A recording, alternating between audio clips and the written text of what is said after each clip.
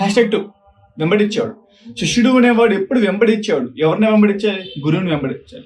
Welcome to the series of Yesu శిష్యులు ఎలా ఉండాలి. వాళ్ళ క్యారెక్టర్స్ మనం తెలుసుకుందాం. ఈరోజు రెండో ఎపిసోడ్ లో వెంబడించేవాడి గురించి తెలుసుకుందాం. పేతురు, ఆంద్రెయాని యేసుక్రీస్తు వారు మత్తయి సువార్త 4వ అధ్యాయంలో అంటే తన పరిచర్య స్టార్టింగ్ లో పిలుస్తారు. యేసుక్రీస్తు వారి పరిచర్య స్టార్టింగ్ లో పిలిచిన వాళ్ళ అంతం వరకు అంటే పేతురు, ఆంద్రెయ చనిపోయే వరకు కూడా వాళ్ళు సువార్త ఆపలేదు. అంటే వెంబడించడం ఆపలేదు, ఆయన ఇచ్చిన పని చేయడం ఆపలేదు.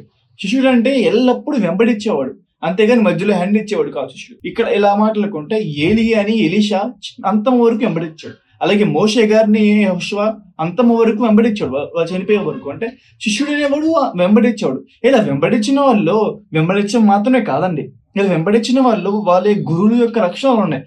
మోషే, యెహోషువ గాని, ఏలియా, ఎలీషా గాని, యేసుక్రీస్తు, పేతురు, అందరూ కూడా గురువు యొక్క లక్షణాలు కలిగి ఉన్నారు. ఓన్లీ వెంబడిస్తామని సరిపోదు, వాళ్ళ లక్షణాలు కలిగి ఉండాలి.